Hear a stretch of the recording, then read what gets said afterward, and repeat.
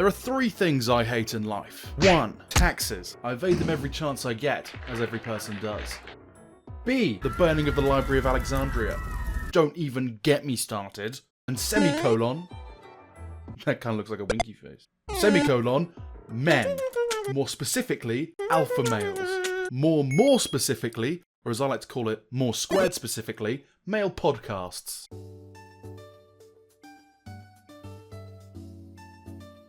Have you ever been at your local tavern with your homeboys and you've sunk in a few too many shots and so you've got to stumble home? A classic conundrum. I'm such a relatable content creator. As your friend is violently throwing up his gut, your other friend, Esteban, goes... And as you do, you respond with, I don't know, probably get Quentin to the fucking hospital because he's gonna die of alcohol poisoning soon. Nah, man. We should start a podcast. And at the time you'd think you'd be the funniest people on the planet. But when you're not completely twatted, as some would say, by some I mean me, you realise it would be a terrible idea.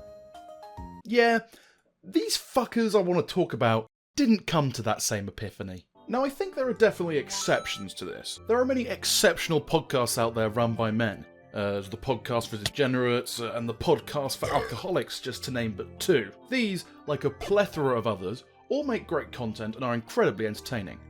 For better or worse. But I don't want to talk about Joe Rogan's day. There are at least 4 videos, maybe even more, on why he sucks, so I don't want to wank off a dead horse or whatever. I, today, right now, in the year 2022, in my room, want to talk about the men who just kind of sit there and spout some of the biggest load of pug piss I've ever heard. Again, for better or much worse. Quick question, what's worse than a man? Apart from the last season of Game of Thrones? That's correct, 2 men. That's how these kind of podcasts start. Just 2 dude bros sitting down and having a nice friendly chat. But, as men normally do, they talk about the most bollocks stuff in the world. Most of these clips I was able to... blah blah blah blah blah. Most of these clips I was able to retrieve from TikTok, the most accurate source of information. Apart from WikiHow. Obviously. The worst, or best depending on which fucking games console you like, one I could find was this dude who thought that Down syndrome didn't exist in other countries. I'll be honest with you, I didn't know that they had fucking Down syndrome in other countries. Oh my god. You don't really see that. Can we get a team of like Oxford level surgeons to open this man's head and see what's inside and make sure that it isn't just, I don't know, an eternal void of nothing? Granted, this could be a classic case of the disease I like to call Americans are just idiots sometimes about anything that isn't America. Or AAJIS AATIA for short, for the uninitiated of you in the audience. This is what I would consider Camp A of male podcasts. The Dumbo doo-doos who just say whatever the heck they want. They're not usually that entertaining, but they're normally harmless, and they just look a bit like a clown. Camp B, on the other hand, also known as that one face you pull when you hear your elderly relative say something a bit controversial. You know the one that I mean. Yes, this whole section was just me wanting to show you that one clip about the Down syndrome thing. I thought it was very funny. Shut up, this is my channel, I do what the fuck I want. The main point of my little thesis here is that there is this small sect of the alpha male podcasting community who are just kind of... scum. But they try and cover up this scum stain by what they see as logic. Their logic is derived from personal experience and has as much thinking as I do when I'm scrolling on Twitter for an hour and 17 minutes, watching the world slowly collapse around them. And the stuff they say is genuinely kind of dangerous and hurting. An example that I can find after my intense research session are people just grilling women for things that aren't even really their fault. Them kind of girls, they have all these kind of accidents. Do you know what I mean? Didn't know they were on their period. All kinds of fuckery. How you never know that? You're a woman. You need to know this. You got to be on point. You're a woman. You didn't know when your period was coming. You came on it in the car. What kind of woman are you? Do you know what I mean? No. Like, What? My brain, it hurts. It annoys you that women just get periods without them knowing? Women can't just decide when to start their period. Oh my god. Whenever I go out with my friends, I don't ask them, hey Josephine, could you like not have your period now? It would be very unwomanly of you. And a bit cringe. What if we take the table, put it on a record player and spin it right round like that one song told us to do? What if we said the same thing about men? I know, shock and horror. Why don't men know when they're gonna get an erection?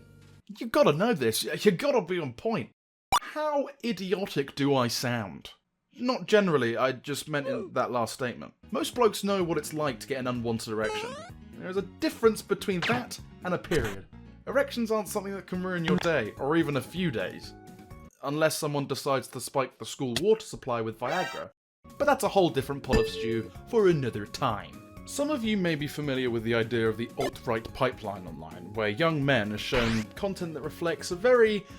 how could I say this? Unbased opinion? That's a word, right? Can we get a fact check on that, please? These podcasts are one way that many young fellas, like little Brian here, can spiral into being a far-right nutjob who believes that they could wrestle a grizzly bear and win. I wish I was making that up.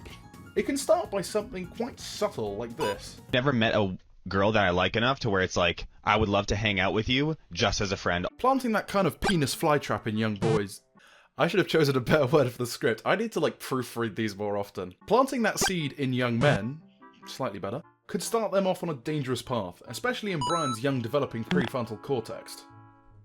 Prefrontal cortex, that's the word. Is there a point to this video? Probably not. I don't think so. Maybe... The too long, I don't give a horsewank version. The internet is written in ink, so whatever you say will be on there forever in some capacity. Lord do I know when I uploaded crap when I was like 12 and you can't remember the password to the account so you can't delete it. It gives me nightmares. Gives me conniptions. Just think more critically when you consume TikToks, books, podcasts, I don't know, fucking graphs, so that you can realise when someone is spouting harmful crap. I think the real message is just don't be a dick. It's really not that hard. Oh, another too long, didn't give horse wank whatever I said earlier thing. If you're drunk with your buddies Quinton and Esteban, please don't start a podcast. Everyone will be much, much happier for it. Drive home safe and, I don't know, fucking good night Apollo Theatre.